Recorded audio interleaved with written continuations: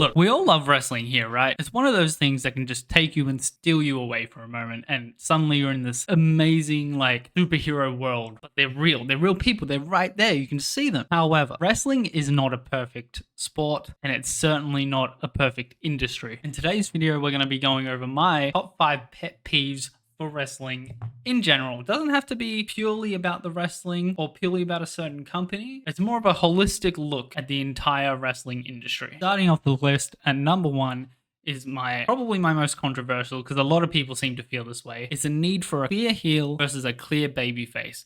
This idea that the audience can't be confused because they don't know who to cheer for. They're gonna cheer for everyone then, and they're gonna boo everyone then. People like strong characters. People like strong stories. And usually, to get a strong story and a strong character, you gotta play in that middle ground. I feel like it's a bit of an outdated belief. It's probably more of a belief from when people actually believed this was real, and they needed a more clear sign of who to boo so that they knew, like, that's the villain. That's the guy we don't like. We want to see that guy lose. Or now it's like, we know these people are real people. We know these people are more complex behind the scenes, and we want to see that. We want you to give them actual characterization. The day of the babyface who can do no wrong is over. And I think the reason a babyface like Cody Rhodes works is because, yeah, he does all the babyface stuff. He buys people tickets. He gives away tables. But he works because we see his grit when it really comes to it. And it's the same way John Cena kind of worked. Like, I know a lot of people didn't like John Cena, but he's still the biggest babyface in the world. And that's because he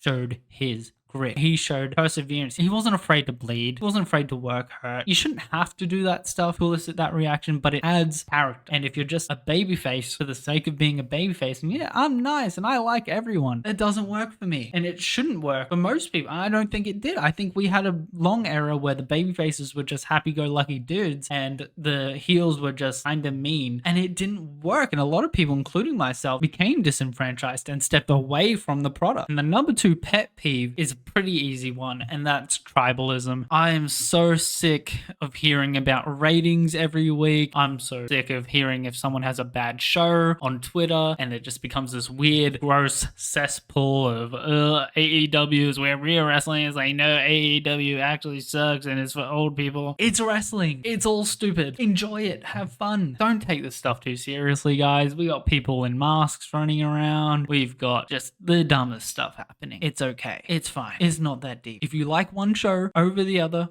cool. I only watch WWE. I try to keep up on the big stuff that happens for AEW, but I only watch WWE mostly because it's easily available to me. I just, pop on the TV and there it is. If I want to watch AEW, I got to subscribe to something. I then have to schedule another 6 hours of time in my week to watch more wrestling. And then it's like, well, if you watch AEW, you got to watch New Japan. It's like, well, I'd rather watch New Japan than AEW, but I can't be stuff. So I'm just going to see what happens on Twitter, and then I'm going to agree with whatever they say. Look, in my opinion, we're getting some of the best pro wrestling that's ever happened, at least in my adult life, and that's due in part to the huge amount of competition. That's due in part to the WWE having an AEW, and AEW having a All Japan, and All Japan having a New Japan, and all of them competing with each other for our idol, and that can only be good for us. So just sit back, relax, and watch some good wrestling. All right, pet peeve number 3, and this is a bit of a less serious one, is when they don't follow their own rules for a match. How many times have you seen a no DQ match where someone gets a submission lock in and then there's a rope break? What are you going to do? You can't disqualify him for keeping the hold on. Why doesn't he not just keep the hold on? No, but they give it up every time. The last example I can remember is, I believe it was SummerSlam 2023, and it was Cody Rhodes, Brock Lesnar, and Cody Rhodes just picks up the steel steps in a normal match and just biffs Brock Lesnar with it, just right in the head. Everyone looks to the side and kind of goes, is that allowed?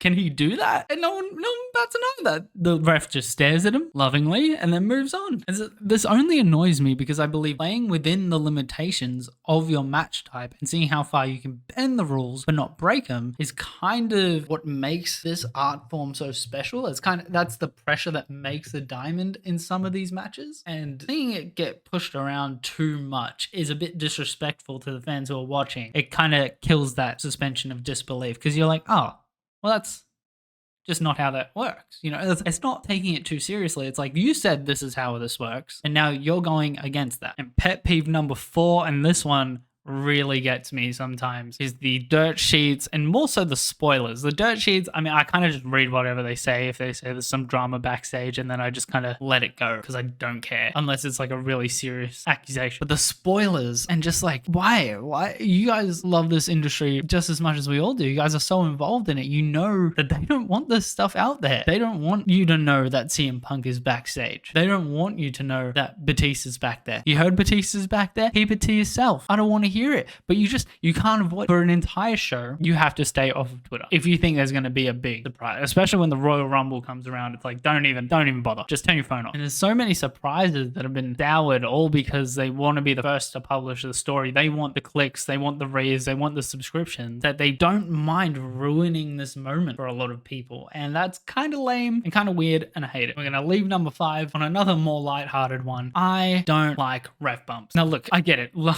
ref bumps have to happen. They are important. Sometimes you need this pesky nerd ref to get out of there so the big boys can start hitting each other with the big stuff. I understand. But like, why do they just have to die at the slightest touch? Why is it like Triple H falls over and suddenly Mike Chioda is dead on the side of the ring for the next 15 minutes? Like, get up, man.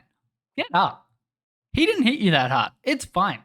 You're lying. All right, that's my list. All in all, there's just a couple of things about the sport that annoys me, but don't forget, I love the sport. I think everyone should at least gain an appreciation for this sport, and that's my 2 cents on it. Catch you in the next one. Honorable mention, pet peeve number 6 goes to Vince McMahon. There you go. Don't like him. All right, catch you in the next one. Peace.